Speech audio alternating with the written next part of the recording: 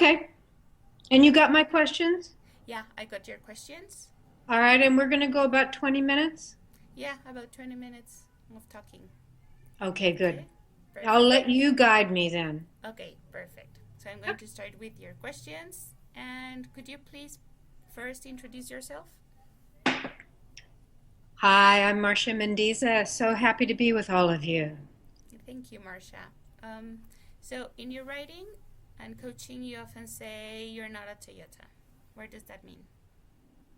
Uh, I wish I could take credit for that wonderful phrase, but I can't.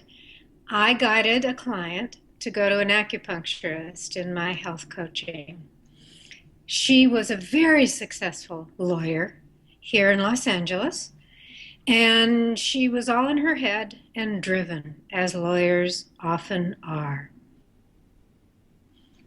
First time that the acupuncturist looked at her, he got it entirely, that she drove her body. And he said, pointing his finger at her, "You are not a Toyota." And he was able to, in that phrase, convey to her what she was doing and that she needed to stop driving her body.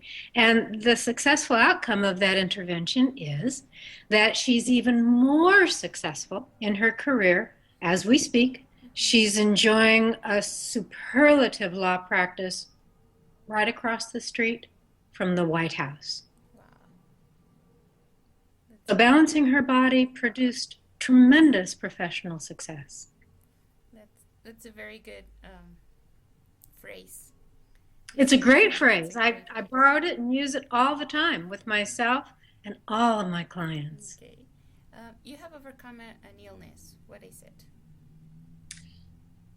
Many years ago, I'm not going to say how many because you won't believe how many, I got a condition called chronic fatigue syndrome fibromyalgia, which is defined as a multi-system illness that has severe debilitating effects. So that's kind of the dictionary definition, the way that the medical community tries to describe this syndrome. And it took me out of my life for 4 solid years. I was unable to walk, work, maintain relationships, or read.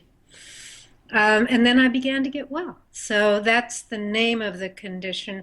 For anyone who happens to be listening, who is struggling with that condition, they know this fact that the description I gave doesn't even begin to describe the fact that most of the systems in the body are affected by this condition.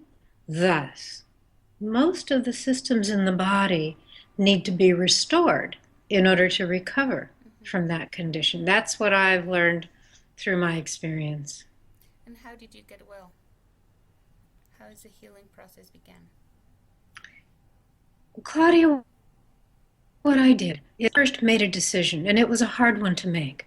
I decided that I was not going to be victimized by this condition, even though I was very, very, very ill. And for me, that was the key ingredient in my recovery. It was a decision to somehow learn from this terrible thing that had happened to me. I lost my job, I lost my marriage, I lost the ability to lift a teacup. My muscles were on fire all the time. I couldn't think.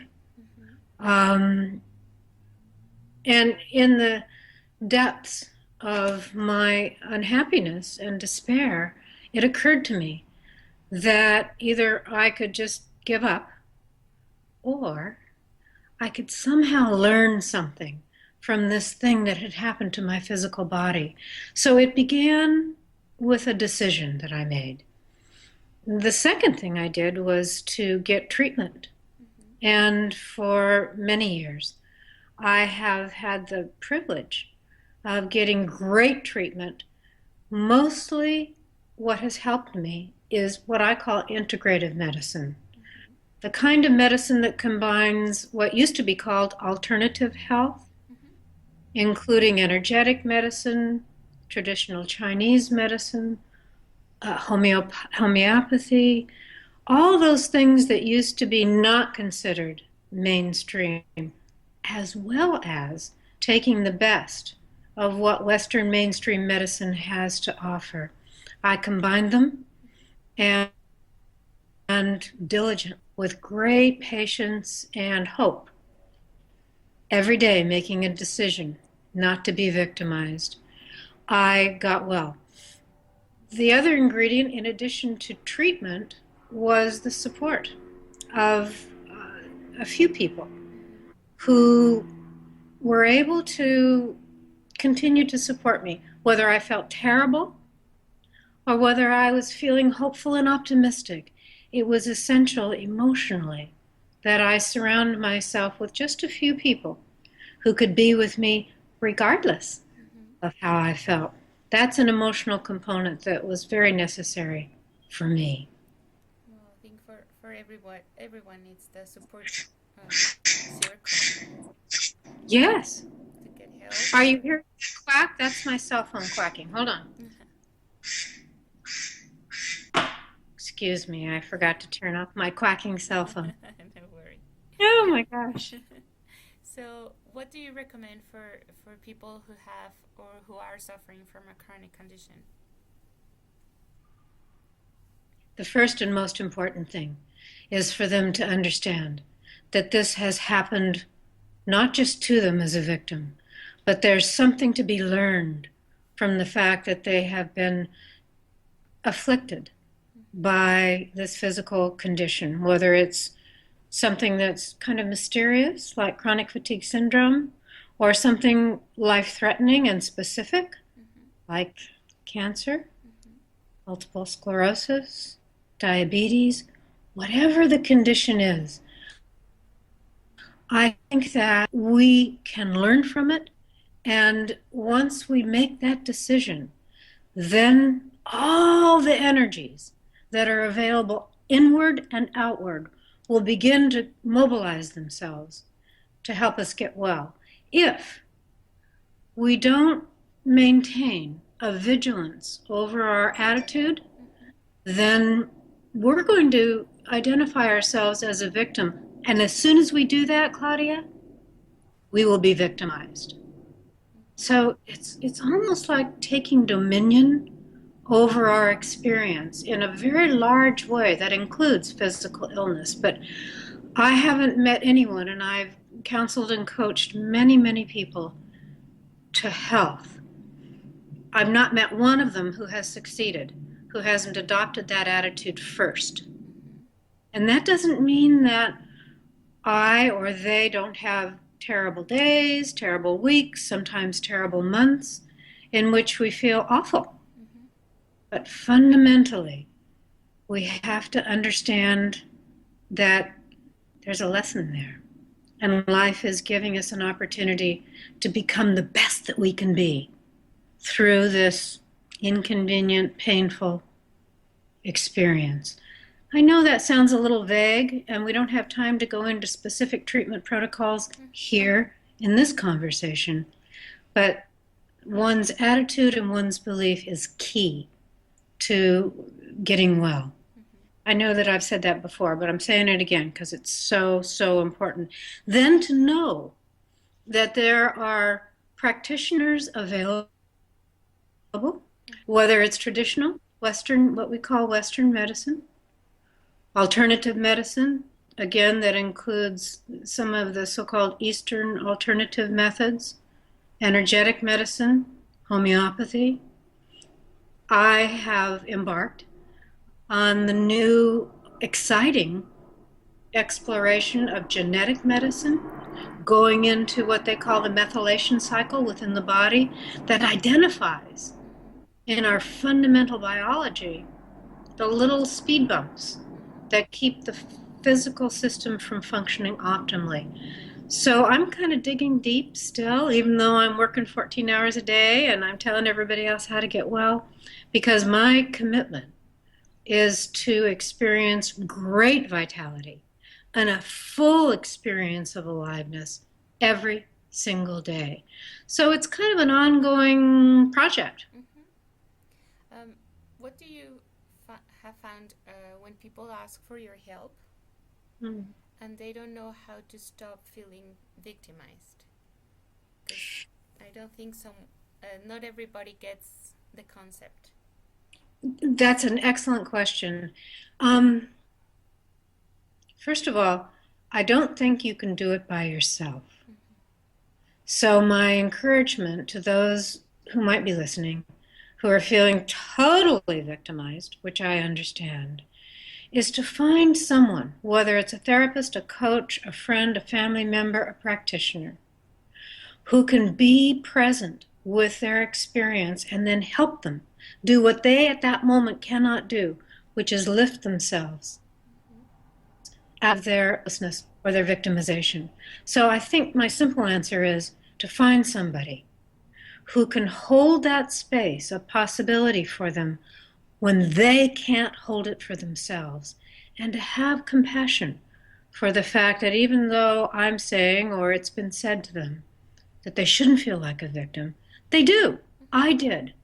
For years, I felt victimized. Mm-hmm. But yet, every day I woke up and I was able to grab that piece of hope and then take it to a friend, a practitioner, someone who could be there for me when I couldn't be there for myself. It's crucial. Okay. Yeah, because I think people don't even sometimes realize maybe their conditions are not that serious, and they Right. don't even realize that there's the victimized feeling that they are not allowing them to move on. That's exactly right. And when we have a blind spot, and I have about 16 million blind spots, Mm-hmm. then we can't see ourselves, Claudia. You're so astute in bringing that into this conversation. So we have to find somebody who can see something within us that we can't see ourselves because we're operating out of a blind spot.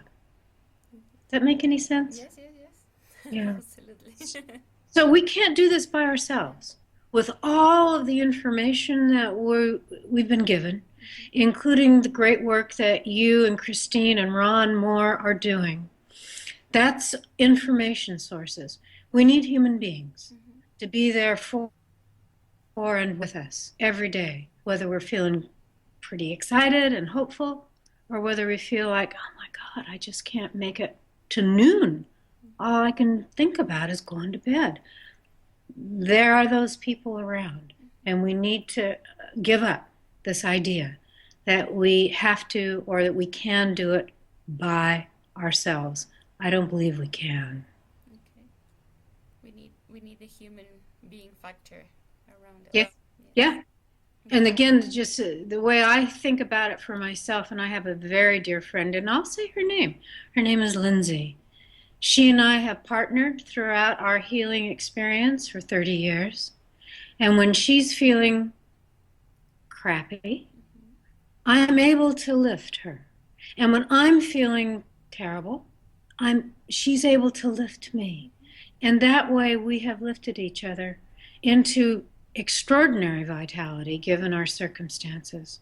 That's So, yes. So that was about the people who are feeling or who have the chronic disease or are feeling bad and they don't know how to start. And what do yeah. you recommend with people who are feeling great and they want to stay that way? Well, first of all, appreciate the fact that you feel healthy because those of us who have known what it means to not feel well, man, you're very lucky. Um, every day will offer the body owner an opportunity to listen to one's body. Don't take your health and vitality for granted. Don't overdo and overextend. Culture where success is possible. And we're all ambitious. I certainly am. And sometimes our ambition causes us to drive ourselves like a Toyota. So don't do that. Don't squander this wonderful vitality that you've had. if one day you wake up, even though you're completely healthy in general, and you feel tired, then cut back. Cut your schedule by 40% and rest. Continue your lifestyle practices of hopefully eating clean, drinking pure water, and moving in a way that is appropriate for your body.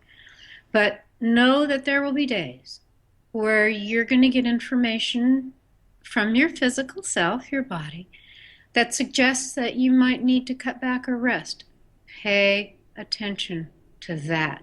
That's the best way that you can stay vital and healthy with a full experience of aliveness for decade after decade after decade.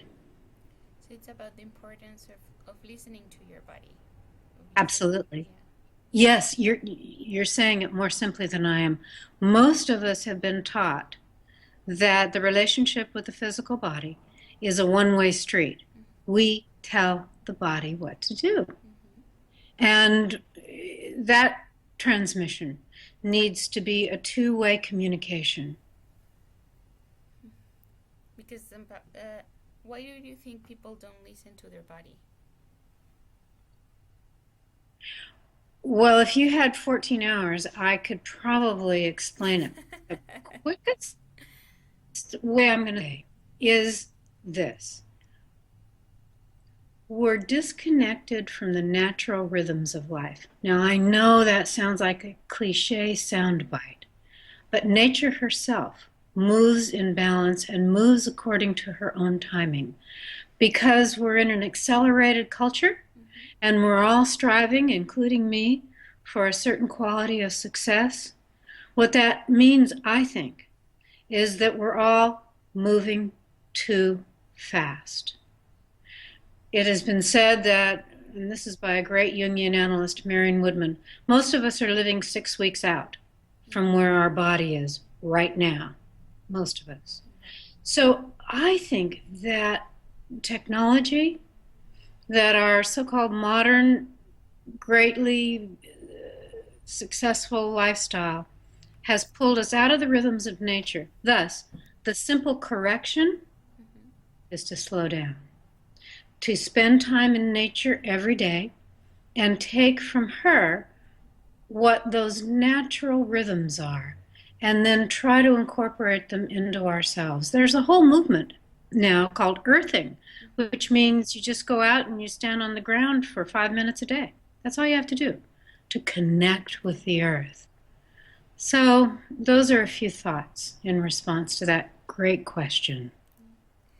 I know you have something to say about aging, so what it is. Oh, I have a lot to say about aging. I've lived a bunch of decades. Um, and a lot of the practitioners in Southern California have opened anti-aging clinics. They're all over the place. I think that that's the stupidest phrase I have ever heard. Because unless you might be an exception, I've never met one human who is not aging. Yeah. It's a natural development. So what we all want to do is to look great and feel great forever. I am against the anti-aging movement.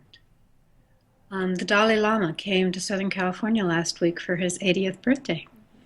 And he was asked, at your age, what do you think about this and that? And his response was, there's beauty and grace in every age.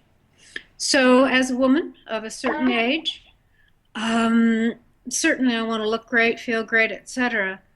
But the most pathetic thing that I've seen are men and women who are transparently trying to look 40 years younger than they actually are, and they look worse. So they do. They just, oh my God, it's terrible. You know, shoot me if I ever do that. So I'm against the anti-aging movement.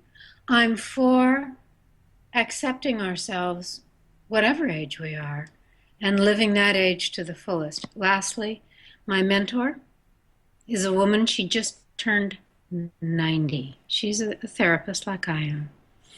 And Claudia, I have trouble keeping up with that woman. I do. Yeah. She's vital, but she's also aware that she's 90 and she's making the adjustments to slow down according to that age. So I'm against the anti aging movement. It is true. People don't realize that we start aging the moment we're born. Exactly. They think that the aging starts around 30 or 40 or they keep moving it, but yeah, it is true. Yeah. Yeah, it's a nice way of seeing it. I love it. I'm Thank going you to so be part of that movement now. Yeah, you are though. Yeah. You already are. And hopefully so are all your viewers and listeners and readers.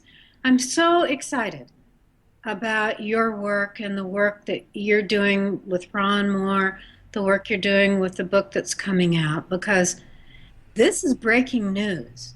What we're saying, what you're allowing other people to understand, we think that it's just kind of information that we know about. So many people do not know some of these fundamental basics that we are taking for granted, you and I, and kind of the community that we're in. So it's very exciting to me.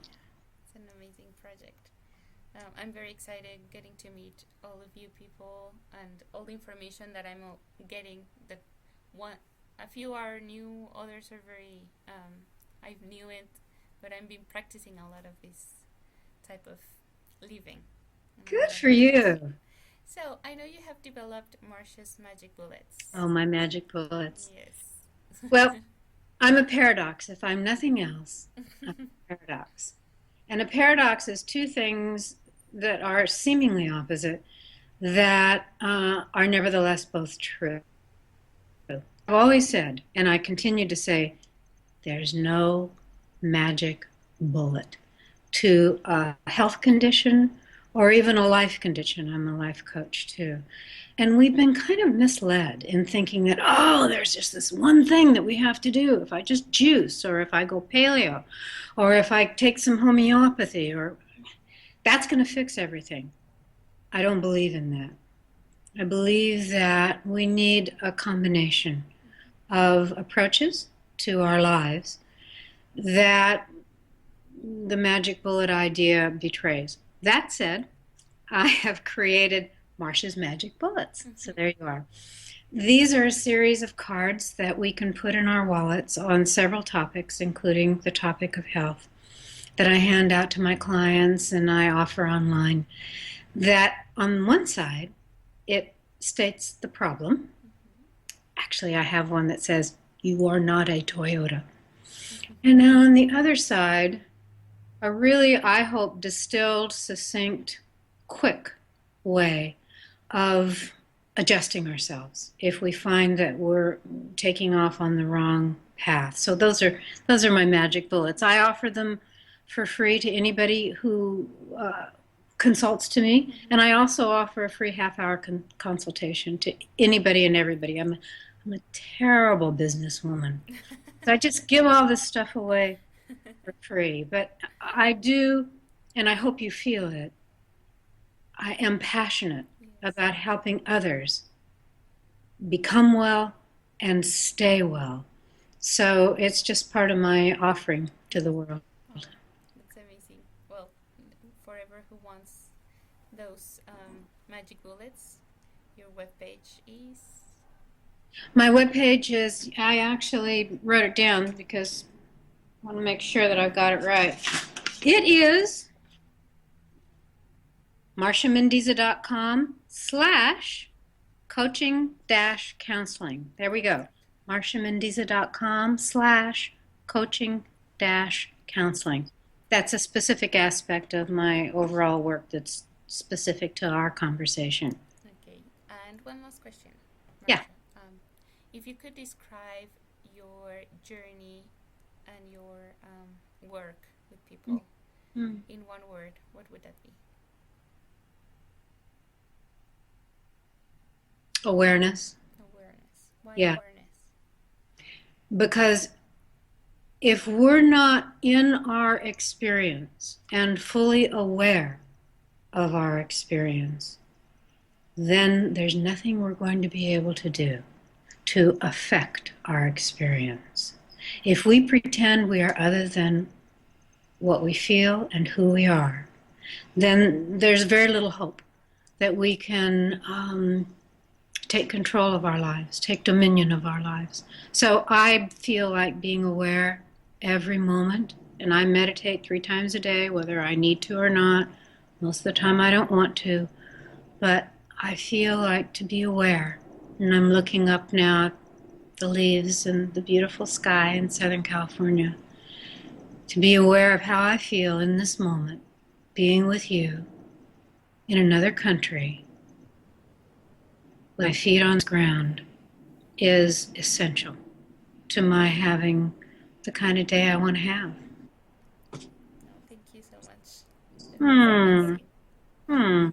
Well, you're so welcome. So appreciative of the work you're doing. Oh, we're very happy, and I'm so happy to meet you and to get to know all of you. It's been amazing. Me too. Okay, All right. Blessings to you and everybody. thank you, Marsha.